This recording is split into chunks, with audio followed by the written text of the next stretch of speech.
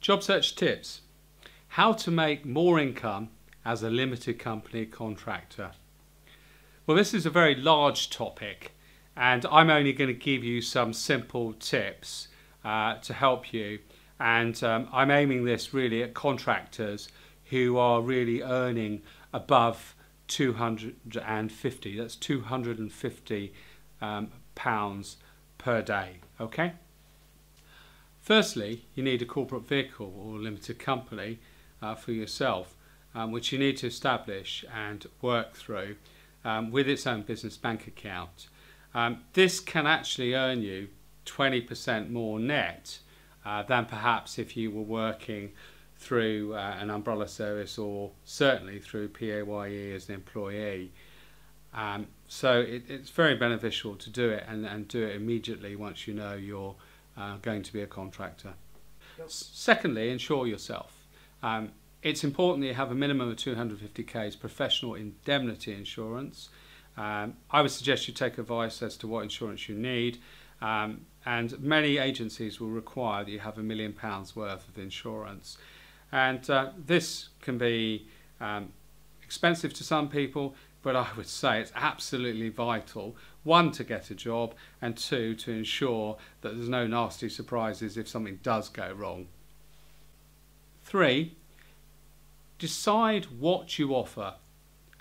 What is your brand? How do you differentiate yourself from other people in your sector? How can you actually ensure that you get a job more easily and that you get rates at the highest possible level? And your CV needs to reflect this. The 4th tip here is to ensure you know the market and your worth in the marketplace for your skills, i.e. what are customers willing to pay for you.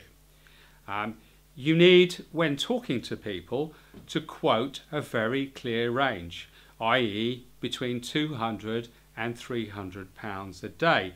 Now that's quite a wide rate, but you then need it to really bring it back and home it in by using the term target rate. So people will always focus on the bottom of your range, but you can bring it back by talking about your target rate. And your target rate in this example is 250. Yes, and my 5th tip is to market yourself effectively. You need perhaps to adopt a professional service, to approach companies who could market you and your services effectively. You need to go out to the job boards. There are ways to going out to large numbers of job boards very, very quickly. And with Byte, we certainly envisage to make sure that you adopt the 3-tiered approach and attack the hidden job market through effective marketing and networking. Okay, my 6th tip is that you need to professionally develop your core competencies. Things such as your client-facing skills, and your ability to close an interview become vital as a contractor. You will probably grow naturally, try to grow your technical skills so they don't become legacy skills.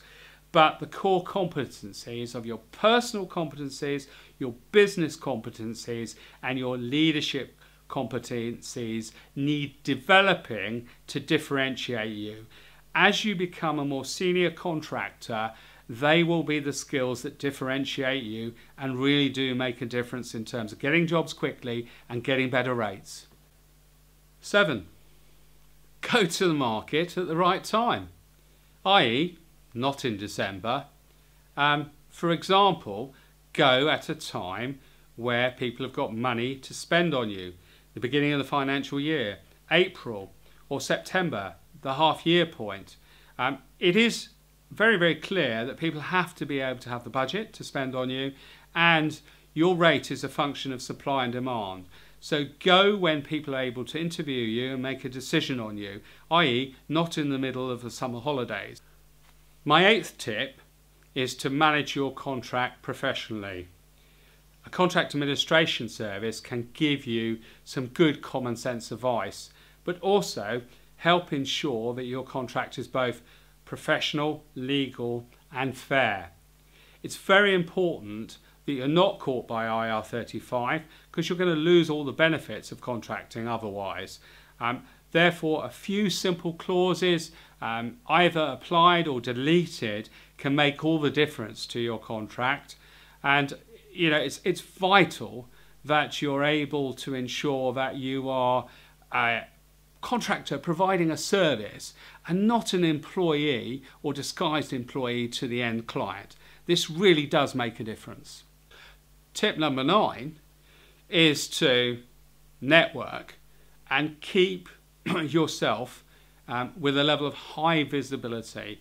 You have to keep networking when you're working, not just when you're looking for a job. So with a high profile, you're going to find that people will be interested in you and take interest in you and know naturally when your availability is at its prime, and they're likely to ring you at that point. So network, network and network.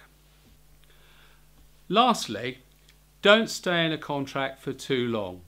Do move at the right time.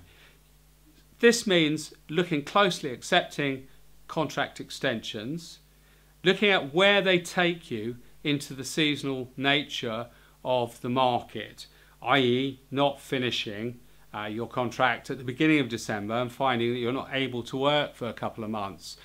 Certainly trying to get onto the right cycle so that you're looking for work in March, April time and again in September, October time. This can make a massive difference to you because people will have the budgets then to pay for you, as I said earlier. So do think about looking at contracts, perhaps extending once and then investigating the market. People will always pay more for someone's new rather than someone who they're actually renewing.